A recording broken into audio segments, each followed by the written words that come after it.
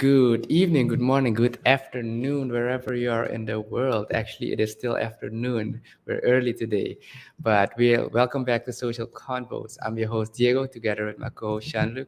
Shanluk, how is this holy for you?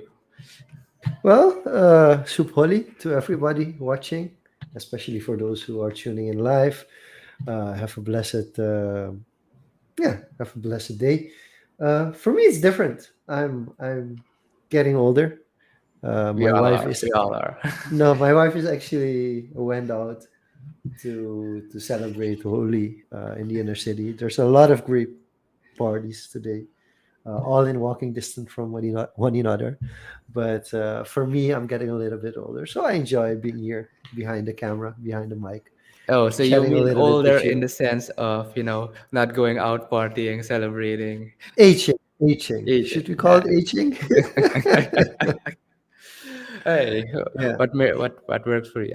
I guess I describe it as more getting on that more peaceful path, the more quiet path. it's well peaceful, quiet. See, we had a long-standing tradition. So with our neighbors, when I was younger, we had a very big holy celebration. We actually got together with all the children from the neighborhood, Mhm.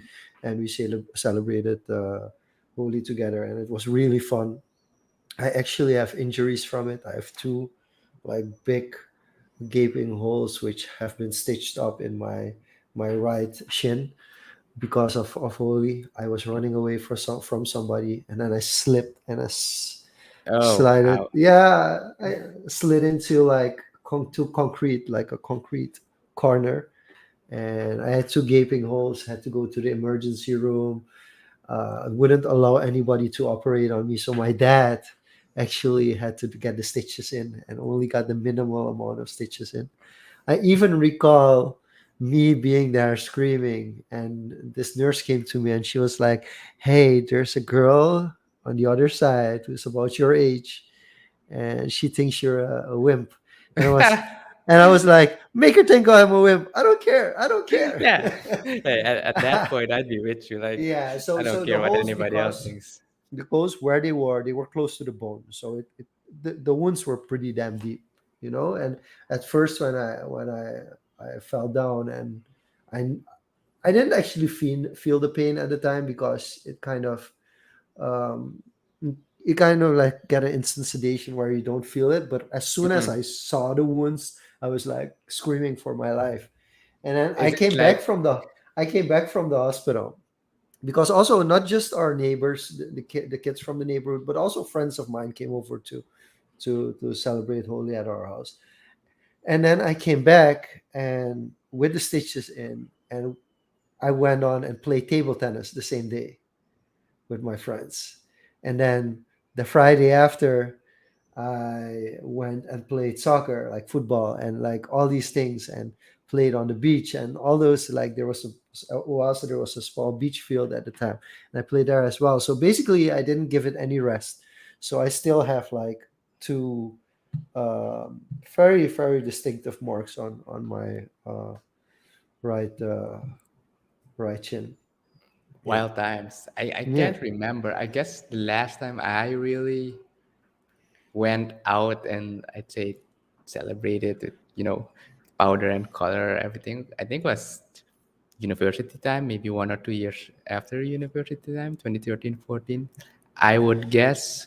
Yeah, because then, you still had some friends and they go out partying and they drag you along like, yeah, come in the back of this truck and we're gonna drive around the city, Yeah. do different No, I stops, had throw some things at colleagues people. 10 So years ago. Yeah, I say, like you yeah, said. that's Yeah, the around the time I actually, yeah. But that was had the it. last time. Tell me a little bit more about the truck driving, though. What was that kind of experience for you? It was interesting. So the big white or blue trucks. Well, not too big, but you know what they usually do to transport stuff. Sometimes they take out trash with it, but it has a roomy back, and it was, I think, a bit retrofitted, like with higher railings. So we had a bunch of people in the back, and so we gathered at a friend's place. I didn't know it. I was just going with another friend, and then we had some powder, everything in the truck, and then you stop, you drive around to different places, you stop, do some throwing around, and then you just go different stops throughout the afternoon. Yeah, basically you party with everyone, right? So Yeah, that's pretty cool. Like, man, whether you know somebody or not, like you can instantly see in Suriname during holiday, you can instantly see who wants to get involved and who doesn't. Like, if somebody's completely clean, you usually let them be. Like, unless you want yeah, to have it them is experience, being and more then respectful here. but as soon as somebody's like powdered all over, like, okay, Yeah, go we're all good out. to go.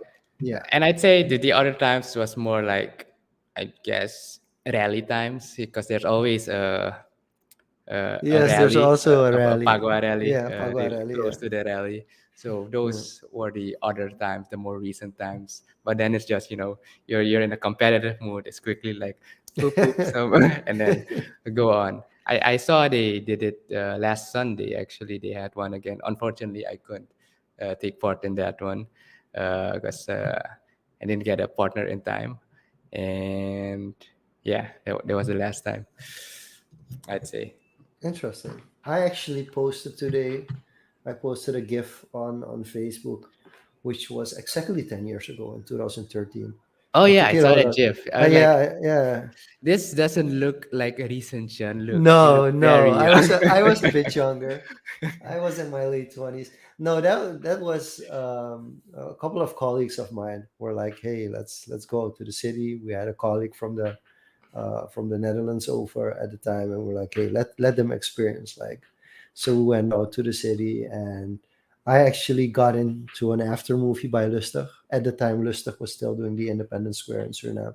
They've now moved to a different location, which means there are several parties. But at that time, it was like the tradition was Lustig at the Independence Square, Yeah, and the cameraman who made the after movie was there, and I was like, let me try something quickly. I want to blow like the pagua powder into the lens, which yeah, didn't completely work. If you see the GIF, you're gonna see yeah, that it kind of the wind just takes it away immediately.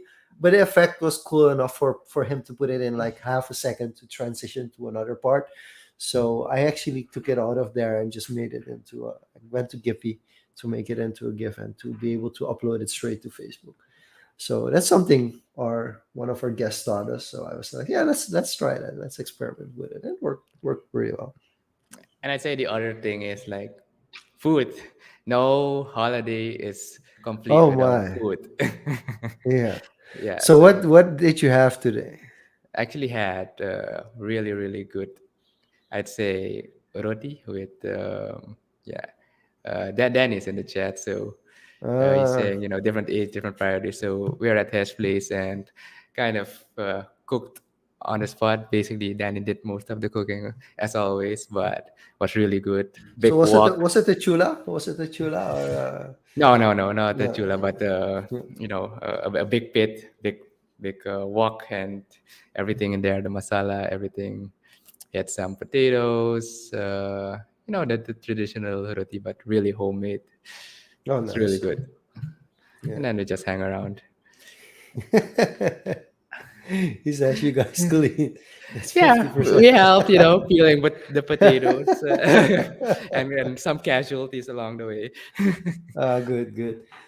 Okay, so today's episode is gonna be a "What's on Your Mind, Diego" episode. It's basically you get to rant several topics that you feel like are close to home at the moment, or things that you do want to talk about, you feel are important, and get a little bit underrated when it comes to the current situation in the world that we live in today. So you I'd say, feel to feel the decide the direction of the flow of this conversation today. yeah, if we're going to the part of underrated again, I think one thing I do want to emphasize is, even with everything going on, if you just look within the country, and if you just look how people celebrating today, especially, just being here is underrated. Yes, it's, maybe not everyone is having it as good as before, but if you look at the quote unquote freedom you have here, it's still underrated if you put it into perspective, into the broader sense. And I think that's something that's highly underappreciated. And this comes obviously by being exposed to, different cultures outside, having traveled around. Uh, I'd say Suriname is, and for the most part, is the homiest place for me. Okay, so when you say like holiest place, is it the There's a people? Is certain it the degree of, government? Is there the freedom that you have from a jurisdictional perspective? So like yeah. what So jurisdictional perspective, yes. Okay, maybe you're not as free to move around if you have the, Surinamese passport to travel. You still need to go through certain processes and screenings, but the freedom you have with other things, like you can just decide, you're going party in, drive a few hours to Brokopondo or somewhere, and you can just go to in the interior and chill there, relax, reset your mind, or just go to the districts. It's very accessible. A lot of places, if you exclude the really rough places that you need to take a plane or go to a few days, those are the extreme adventure places. But a lot of places are very accessible, and in a sense, if something's wrong, you can. It's so small, you can be sure that you know somebody that knows somebody that's right around the corner that would be able to help you out if you have, for example, a car problem or something. Within 15 to 20 minutes, somebody can be there to assist you. So in that sense, I'd say it's a bit yeah. underrated. And let's see, what else would be underrated?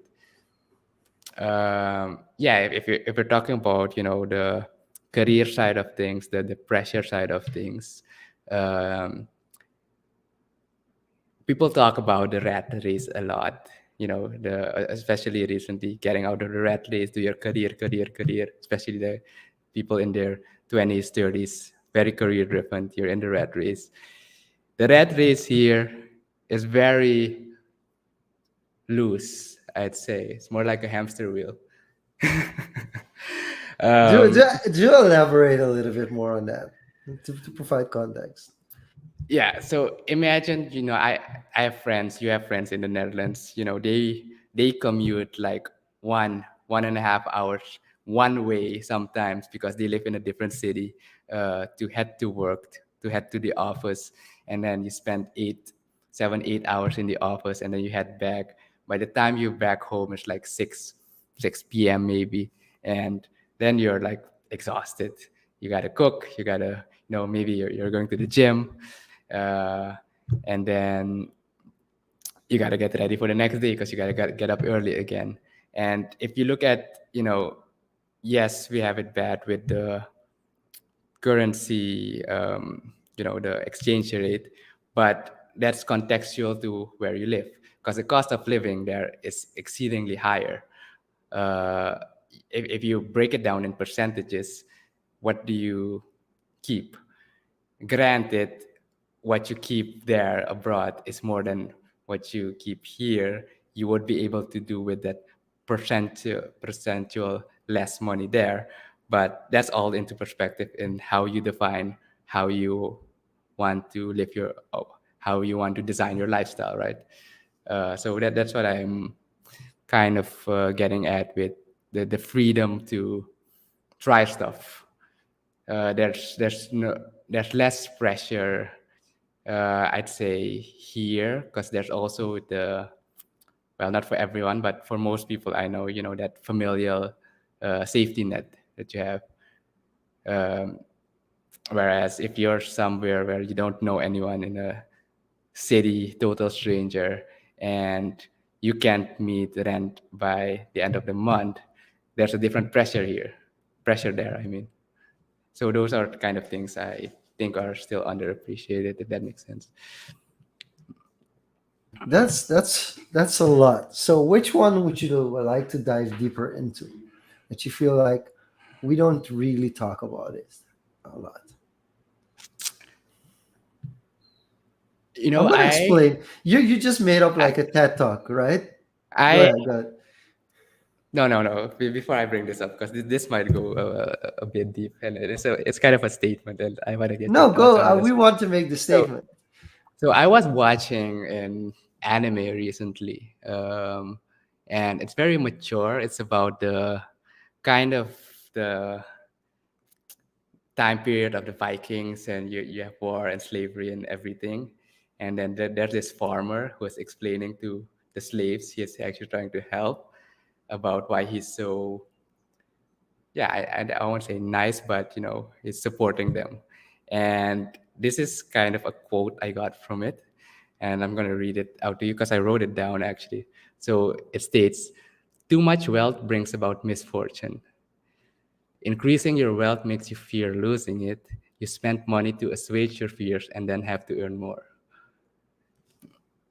And this kind of ties back into the rat race thing, if you related to that, because people work for, uh, I'd say they try for generational wealth and try to build their status, try to build their net worth.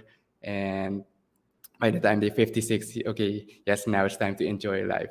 But as you build wealth, you become kind of your own worst enemy, because if you're not careful, because you build up, you build up, you build up, Also, and then you, generational wealth. If you get another generation that doesn't want the same structure and just yeah. push it all off, what do you do then? So there's different fears that come from it, like as you said, the next generation might lose it.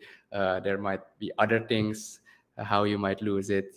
You can misplace it, misinvest it, and then comes, you're going to look for different ways to protect it.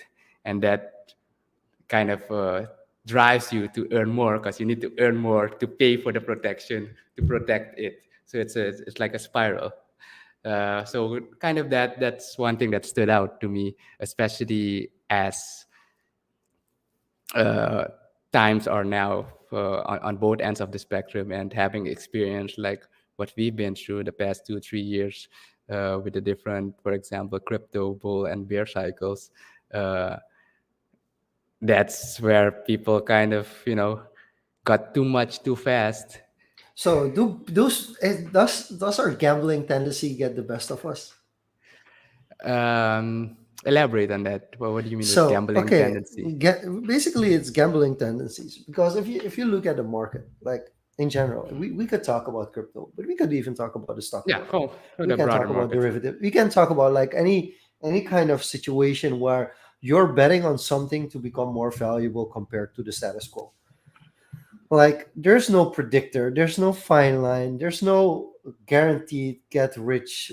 Otherwise, No. everybody would have it. So there's Yeah. not. So basically, we're gambling, and whether or not it's a 50-50 gamble, a 94-51 So gamble, or like a 1% here's the chance thing I want gamble. to Yeah, break down in gambling. yeah, When you say gambling, I would place gambling into, you are putting ratios there, statistical ratios of yeah. probability. Well, it's gambling is gambling for me, basically. Yeah, It doesn't but matter what the ratio is. if you know the ratio, and if you've done the proper probability check, especially you can learn a lot from poker actually.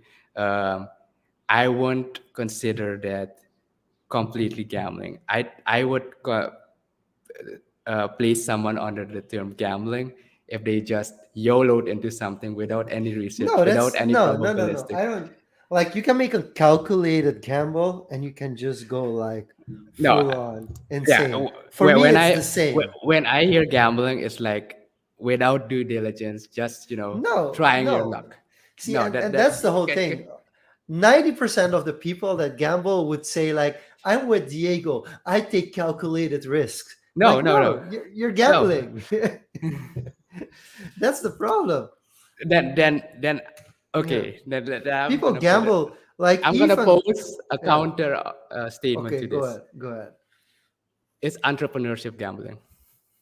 Oh yes, 100%. Okay. 100%. a If you're hundred percent. placing it into that context, Yeah. then I would agree. Like and Uh, so here's the situation though. and this is what a lot of people don't understand, is like, um, it's easier for somebody to gamble if they're playing with house their money. So this is why I'm very careful. I'm very careful with pushing entrepreneurship and saying like, hey, I'm an entrepreneur, do like I did and become successful like I am. Is people don't know the background and the context Yeah. of my situation. And I can guarantee you that if people take the model that I've taken the last 6 years and Hmm. they replicate it exactly the same, they won't get the same results as No, I have. because there's a lot more.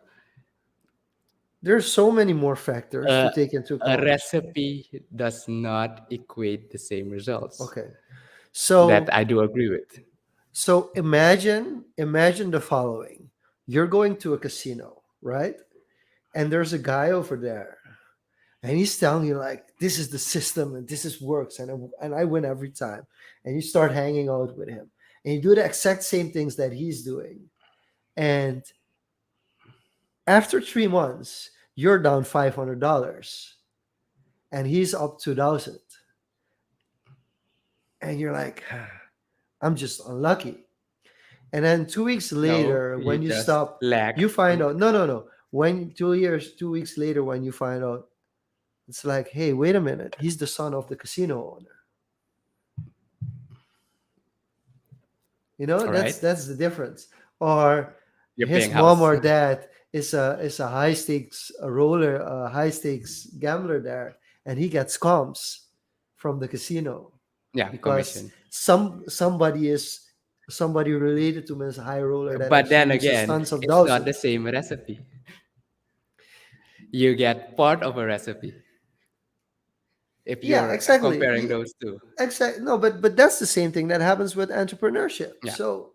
So like a lot of entrepreneurs, like we get pitched, the media pitches like the 1% that makes it. Like for Yeah. every Facebook, there are nine There's hundred like thousand 990 nine hundred ninety more nine that more didn't that make it. just failed. They got venture capital, they failed, Yeah, right? some didn't even get to this venture capital Some stage. didn't even get to the venture capital stage, but we don't talk about them. We talk about the ones that succeed, and then you get into situations where they expand, they grow, they grow, they grow, and they sometimes become like this company that's gets too complex for one person, and then either they bust because it's the company's leaning way too much towards one person, or they go into like the corporate structure where you have different layers, and then it becomes interesting because then kind of the structure stays put. Like there are a lot of companies that are basically bankrupt, but they keep getting afloat by all these measures that banks are Yeah, taking and making sure injections and injections, those they, they, kind of they, they- things. they're just surviving. But they're not really successful companies. So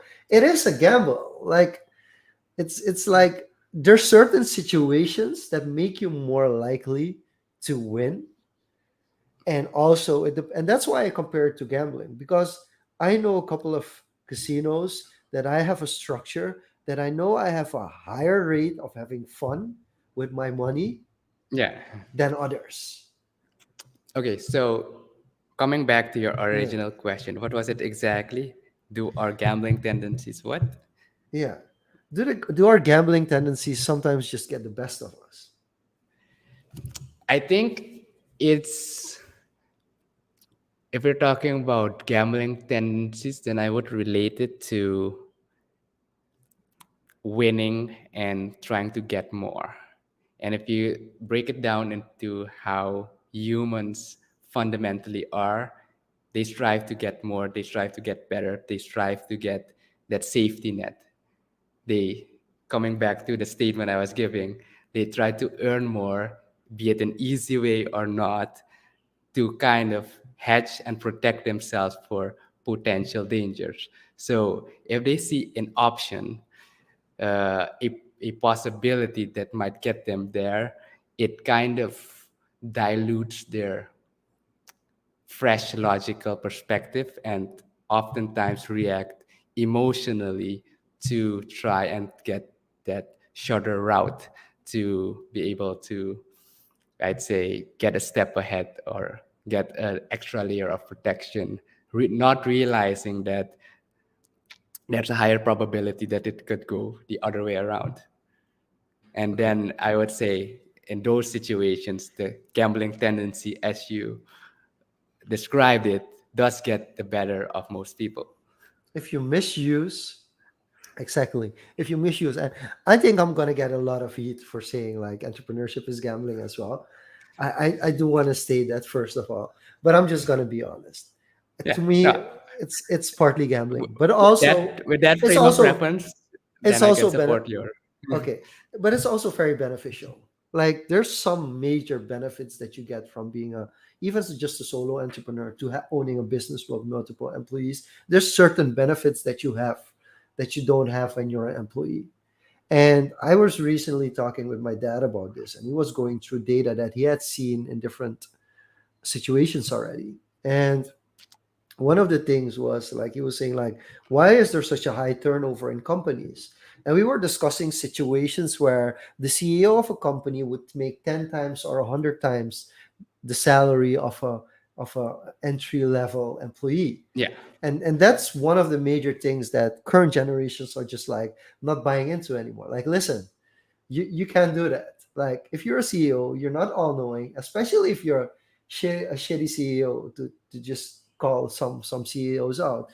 If you're a shitty CEO and you make 100 times the amount of the entry level person that comes into your company, sorry, people are not gonna stay. Like it's based on what is the CEO making that much? Yeah, sometimes it's legacy. Sometimes people buy into it and they don't mind, but we're just not as accepting as people were 20, 30 years ago, that that should be the standard, that because of you working longer there, of you having a higher position, that it justifies that you earn an enormous salary compared to the rest of the company. People no longer accept that. So that's a very interesting thing as well. And the thing that makes it difficult, these CEOs have a lifestyle where they spend that money as well. Yeah. And And that's another thing I want to go into when you just mentioned their lifestyle. Um, and this comes back to the underappreciation, I'd say, that we have here, given the lifestyle that most people have here, especially if you take, say, an average person, not average, but if you look in your circles, someone who goes out, uh, once or twice a month, goes on the river, goes in the interior, does something, and if you would quantify that into an expense ratio and use that same amount abroad, that would be, getting some noodle soups and some bare essentials just to get through the month, because 60% of that's going to rent, just rent. If you look at the disparity on just living costs in here compared to something like the Netherlands or the United States. So that's something you can't compare. And if you're talking about that lifestyle again, some people have a certain lifestyle that they need to sustain. Say you own, like, a two story house, 6 bedrooms, 4 bathrooms, 2 garages, 4 cars, and you're only living with one other person. That's kind of a hard lifestyle to sustain. The expense ratio that you have there is considerably much more. So if you have this, as you mentioned, the shitty CEO who earns, 10, 100 times more than the entry level employee, if he has to maintain that lifestyle because he spends like a thousand times more than that entry level employee, he's basically still living paycheck to paycheck, even though he's making considerably more.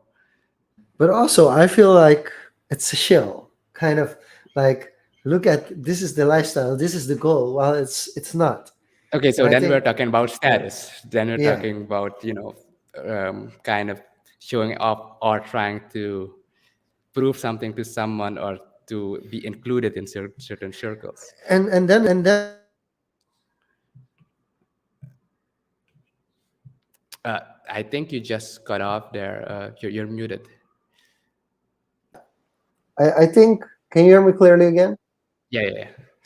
Yeah, I think what we're the situation that we are having is that um, people also, when they look at that situation, they consider those people like really successful and include them in social groups based on that appearance. Okay, I want to pose a question. I Okay. was watching an interview. Uh, it was one of the coaching platforms, but it was with Derek Curry and someone else, and he was asking, "What? How would you define success?" And now Oh, we're looking at, the perspective. If we're talking about this status, people perceive this person as successful, but then how would you, in the context that you're using success now, is it from the perspective of the person, the individual, or is it from perspective of the outside looking in? okay. So what was the answer first, and then I'll get into it. Well, there's no specific answer, but I would say, if we're talking about success, it's about you, the individual. If other people think you're successful and you're living a barely day-to-day life, I won't define it as successful. For example, for him, it was, success equates to happiness. And for me, if we're talking about success, you need to relate that back to your values. Can you do what you want every day and, not have to struggle?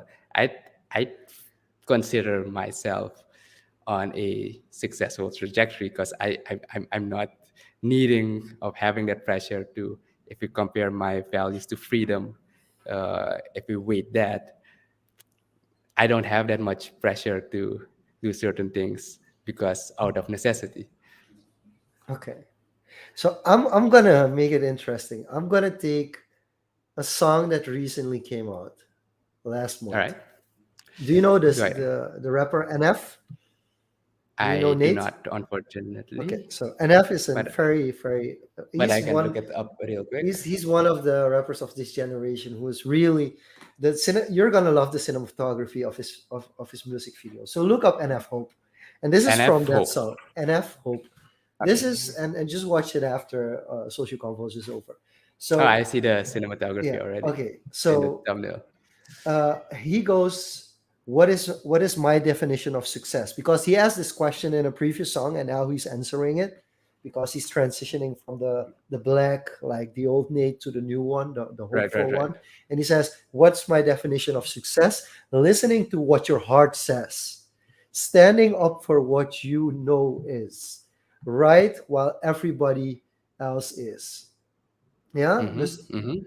standing up for what you know is right while everybody else is tucking their tail between their legs. That's basically what he's saying. So when you're successful, it's you first of all you listen to your heart and you stand up for what you know is right while Mm-hmm. everybody else is tucking their tails between their legs. Basically, that's he raps it differently, so that's why I had to go through the lines to completely. And then the second thing, what he says is, "What's my definition of success? Creating something no one else can. Being brave enough to dream big. Grinding when you're told to just quit. Giving more when you have nothing left." I mean, that's for me. That's saying more than like what a lot of so-called gurus are saying about what success is, because Yeah, success is related to fame. Success is related to money. Those are that's kind of the things, the but mainstream picture kind of that's the that the mainstream society picture. has been painted. Yeah. But yeah, that's one of the things that I'd say And I think is those two things that overlooked. he said, the first lines, listening to your heart, right, and creating something nobody else can. I mean, like that's distinctive. Yeah, That's something I feel like okay, that's and impressive. just to put it out there, you know how tremendously difficult it is uh, to create something that no one else has. Yeah, yeah, Because this brings me to the if we're going to transition topics again, creating something that no one else has, if we're coming back to art. And we've talked about a lot about AI and machine learning in the past few weeks as well.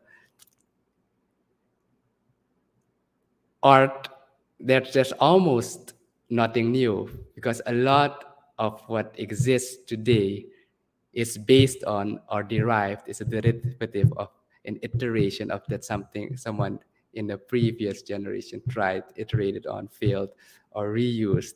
No, And but I want to challenge this argument. and wait, not Yeah. just art only. If you're talking about innovations as well, like innovations are built on top of another. So would you? How many thoughts do you have a day, Diego? I can't count them. I'm having like 10 simultaneous thoughts right now. Imagine if every thought that everybody else in the world had was made into an art piece. Yeah. Even an AI tool wouldn't be able to keep up with it. Mm-hmm. So there's so many combinations. Like if I Even would an think AI of, tool at this moment. yeah, but that's the thing. But if I would think of 10 different variations and you would think of 10 different variations, we would already have 100 variations. Mm-hmm. So it's not just 20. Yeah.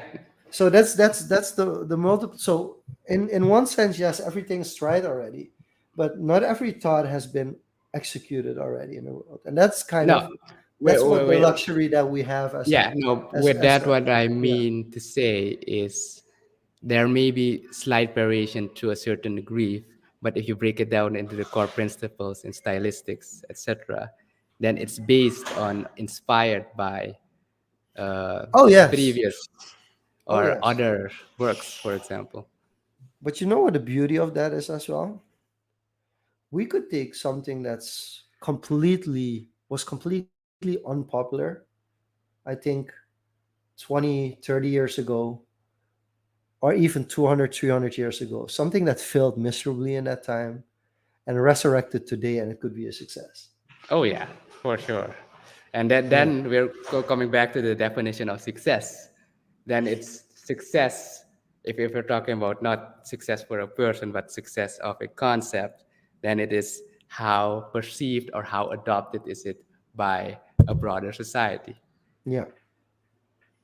Then that's another definition and context for success. I'm thinking whether or not we should go down that route right now. But let's go to the next. Let's go to the next topic. All right, all right, all right. So wait, what's next? Well, you've listed a couple of things that you feel are underrated. Most of the things you've listed are very Suriname related. Are the things that like are applicable for the rest of the world? Like we're discussing, we're always broadening them to be um, actually make sense in other parts, other countries of the world as well. But is there something specific like from your travels that you feel like we don't appreciate enough what it's whether we know it or not in Suriname? Something you've Mm, seen somewhere else that you're like, hey, but this could be useful for every country in the world. something that would be useful in every country in the world. There isn't anything that immediately pops up if you're talking about production concept wise, but if you're looking historically, I'd say one of the most useful innovations that we've had in the past few decades, and it's applicable widespread, is basically the openness of the internet.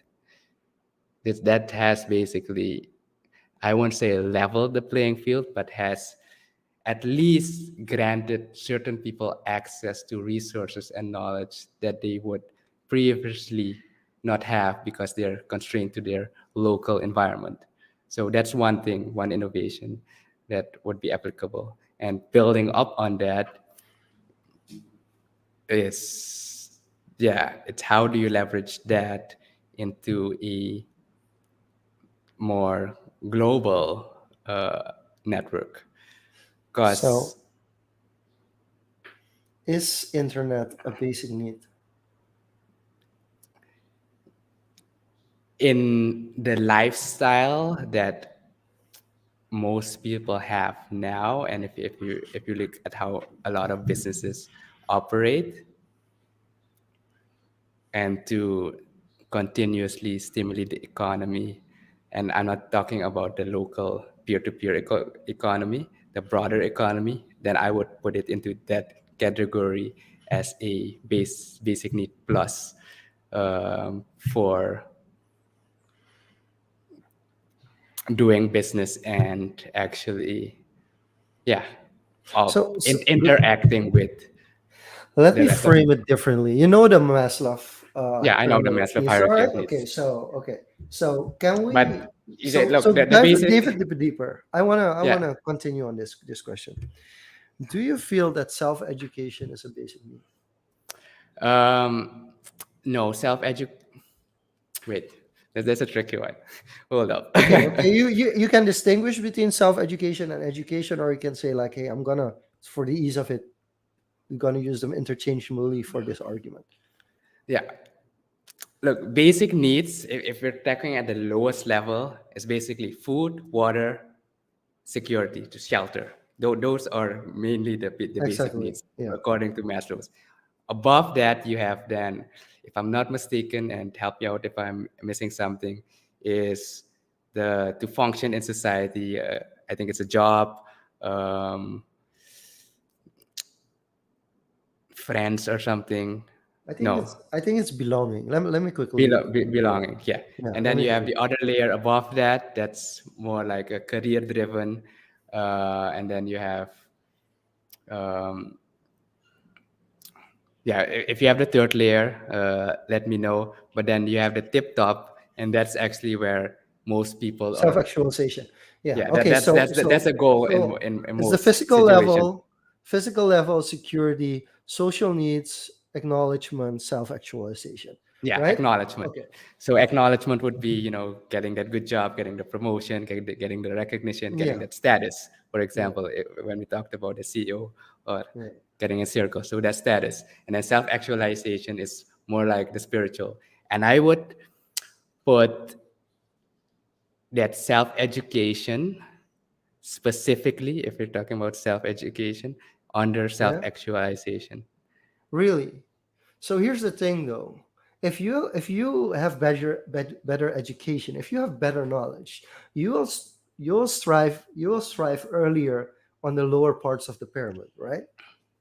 Yeah, but that's why we're distincting education and self education, education by a framework or structure. Because Okay. how But I'm yeah, framing self education is kind of, searching or looking for solutions, educating yourself to get that actualization, to get that problem solved, to get that higher level of thinking, and looking for, uh, and exploring the pathway to find that and to maybe make an impact or leave something, a legacy, or create something totally new, as you I described in the totally song. agree on you. I totally agree with you on that. But hear me out. If we're gonna say the internet is a basic need, right?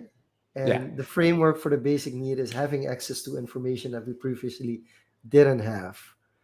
I would really say that when it comes to education, education should be, if you want a society that becomes more equal, or at least there's equity to live a similar way, education should be much lower on the pyramid. It should be much more of a security aspect, yeah, right? Because that, if you have the education, you're able to go through the bottom layers of the yeah, pyramid a lot easier. agreed on that part, Yeah, in that framing of education. yeah, But I actually want to bring this even further. If we're yeah. looking at, have you read the Dictator's Handbook?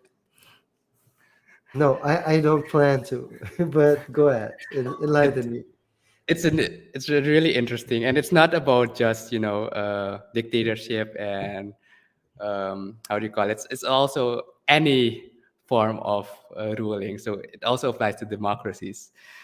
So if we're looking at how the power dynamics play, into different types of power structures, and for the sake of simplicity, the most common one is, the dictatorship, the, uh, authoritarians, and to a certain degree, education if we look at how all these social relief aid programs play around, how they support the third world countries, there's a lot of initiatives to, to support education to a certain degree, to a certain level. And basically, what this book, The Dictator's Handbook, goes into, you educate your society to a certain degree that they know how to write, how they know how to function in society. But you don't teach them anything more than that, where they start to question. You want followers within the society. So if you look at all these relief programs, all these support programs, it's only oftentimes, I'd say 90-95% of the times, it's for basic Well, it makes education. sense, right? Yeah, You don't fund somebody to dethrone you in that in any exactly. sense. It's Of about, course, it makes total sense, right? It doesn't make sense to like give somebody guns so they can rob you. That doesn't make exactly. sense, right? You just So give them something to maintain their gun, yeah, but not how they can use it. yeah, it Bad makes total example, but sense. sure. Yeah, very bad example.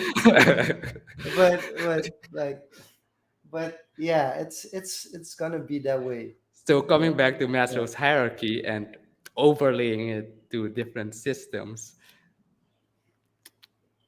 the education, to a certain degree, yeah, it's in that security layer.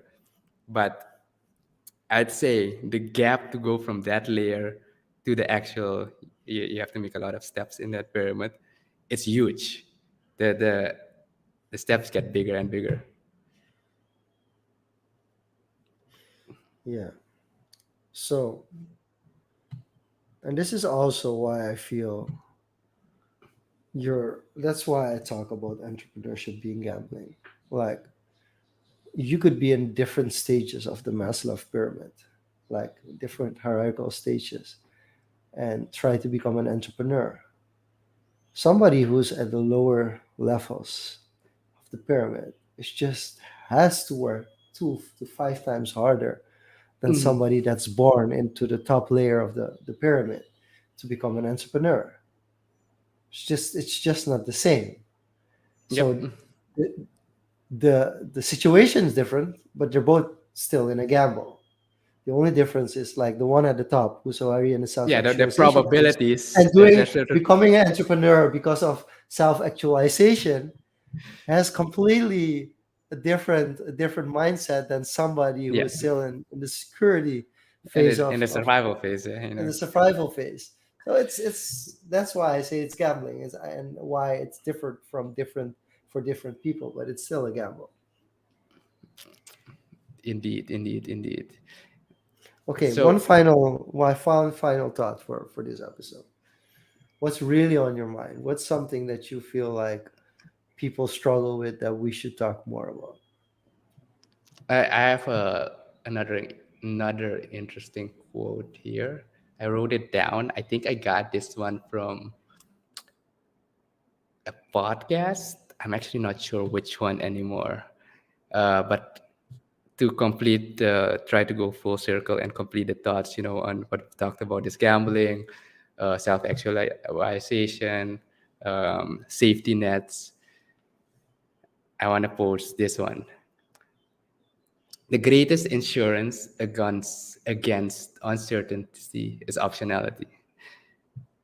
The greatest insurance against uncertainty is optionality. And the reason I wrote this one down is actually kind of, I liked how clear and short it was. But if you break it down into what it actually means, we talked about safety, Maslow's hierarchy, and we talk about gambling. We're talking about entrepreneurship. There's a lot of uncertainty in that. And how do you hedge against this uncertainty is by having a lot of options, having a lot of optionality, having a lot of avenues that you could explore.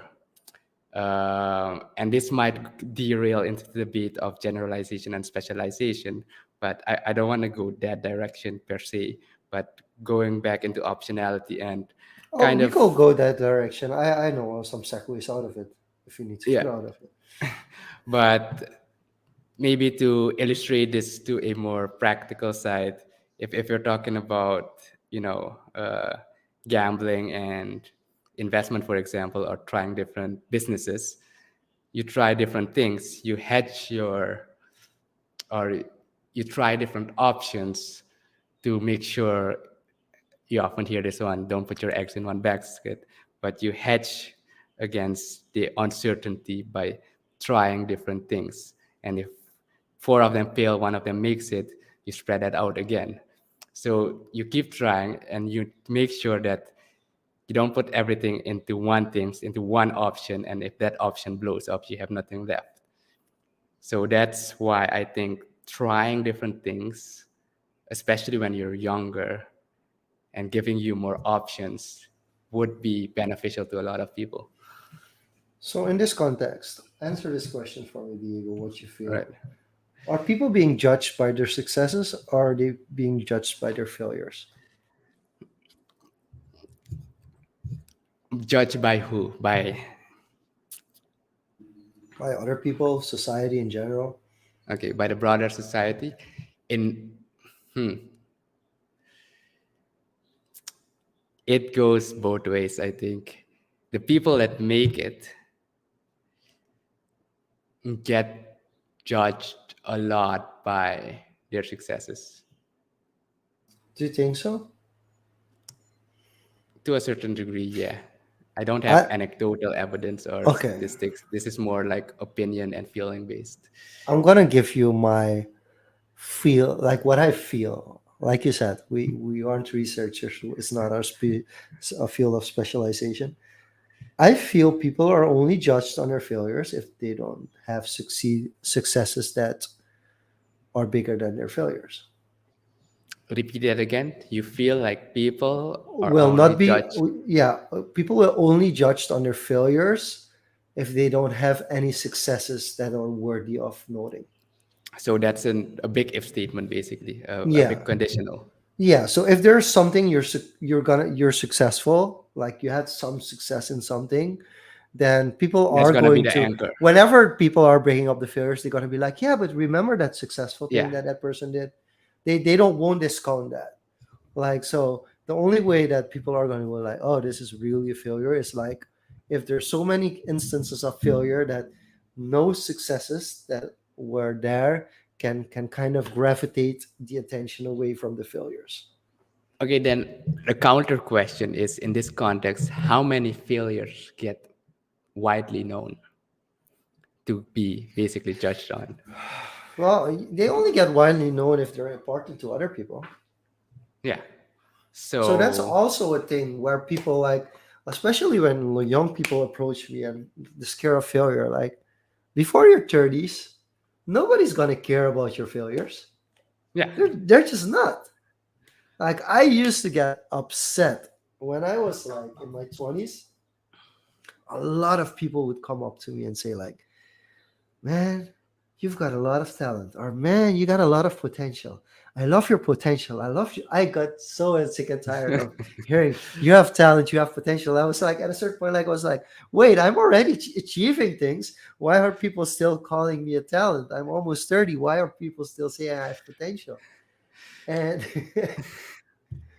it was getting frustrating for me. But I understand it a lot better because now I tell it to people that are 10 years younger, like, hey, yeah, you have a lot of, and they get upset with me, like, hey, listen, I've already achieved this and this. Why are you still saying potential? So I do feel like um, before your 30s, it's like you basically you can do anything. And if you have something successful before your 30s, it will stick. It will definitely stick. Even Yes. if it's like old, you can still live on, oh yeah, you did this 10 years ago, and people will know you for that and have a positive connotation towards you. Hmm. Even though it's surrounded by many other things, and again, a lot of the things aren't really widely known either, because not everyone sees the struggles that many especially young entrepreneurs go through. Aside from that, they go publicly with. Yeah. So I wouldn't say it's fair to say, they get known more for their failures or successes because you don't see all the tries as well. Yeah. Yeah, and I used to like this quote. I like it a little less because Edison has not been in a positive light in any way since Tesla came up. But Thomas Edison has the famous quote, right? I haven't found 10,000. I haven't failed 10,000 times. I haven't failed. I've just found 10,000 things How that it don't how work. it doesn't work. Yeah. Yeah, yeah. Oh, did you get disconnected? Anyways, No, I'm still oh, there. If all right. Uh, while Shandu gets back, I think we can close off with maybe one or two overrated, underrated. sure, if you have something in mind already, let's get it. Um, Learning how to make roti, overrated or underrated? Or It's the skill to make roti. Let's the skill to make roti. yeah. I would say it's properly rated. I feel it's properly rated. It can be underrated sometimes because you can get many benefits from that skill. But I don't think it's ever. Let me say it differently. I don't think it's ever overrated. Okay. Uh, It would never be overrated. Fair, It's a fair. nice to have. Yeah. Okay. Underrated, overrated. Jalebi. Yeah. Jalebi. Uh, Jalebi. Is it overrated Describe or what it underrated? is. Okay, Describe how so it looks like. jalebi, I know it, but is an Indian sweet delicacy that's in general kind of orangey. It's very it's being fried. It's and then stowed to get to the right temperature. It's been popularized by Jason Derulo with the song "Jalebi Baby," but oh wait, wait, it's sweet, right? this is the sweet that you Yeah, usually if you would go to a roti shop yeah, yeah. you can get it as Got a it. dessert. Yeah, yeah. I'm not too fond of too sweet things. So for me, Mm. it's a bit overrated. But as with any cultural delicacies, there is an underrated place for it. But for me, it's slightly overrated. The fact that you're like, yeah, I'm not sure if I usually go for that, it kind of gives it away already. Yeah. All right, all right. Okay, last one for me. We talked a lot about AI in the past few weeks, but one term that has flown over the radar is machine learning. So, machine learning, underrated or overrated? I don't feel qualified to answer this. I just don't feel qualified to answer this. I feel it's properly rated. It's underrated in the sense that there's so much that we could learn from it and are going to learn from it in the future. On the other hand, it's I overrated think because if you're talking about branding and mainstream, it is underrated because a lot of the things we label as AI now and things that we've gotten, if you break it down, it's more machine learning than actual AI. true, true, true. But also it's being over. Yeah, it's not being over popularized at the moment, so I'm okay with that. Last one for me, gaming. Oh, you know what I'm gonna say here. Underrated. For me, it is underrated, especially at a young age. Granted, there's different types of games, Yeah. So, do you feel but like all different games, no, like like I'd strategy say, games, for instance, I'd strategy say games? game gaming and the thought processes that go through gaming because it actually, for me at least, it enhances learning, dexterity, and decision making. So in that context, Uh, I'm not counting the the mindless swipe games, etc. That a Is lot of that the mobile mindless though? There's also some to a strategy certain into degree, that, like right? the mobile games. But I'm actually, if we're talking on gaming, like actual games with Okay, let's take one from a familiar one that's very popular now, Among Us. Among Us. I'd say it's underrated.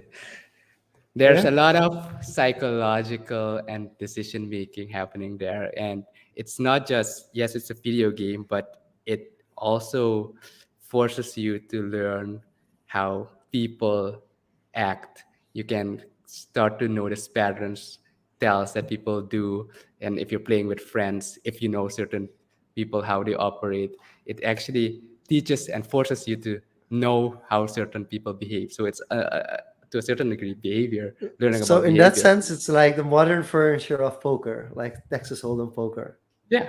or even Monopoly. I would say poker is like vastly underrated. Yeah. I would like to learn poker to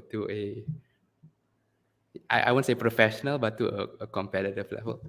I would like to learn it at some point. Awesome. We're gonna pick up on that in another context. But I really want to thank you, Diego. It was a fun episode. We kind of shifted away from different topics. And for the next couple of weeks, I think we have early episodes of Social Confoes. So it will be interesting. We'll be back next week. And we don't have much more to say, right? Yeah, that's it for this week. The batch of February has been published on the website, so it should be on all streaming platforms as well. And March will be, or this episode will be published next month. We're doing batch releases now on the website, so stay tuned for that and keep a lookout. With that being said, this was Social Convos. Bye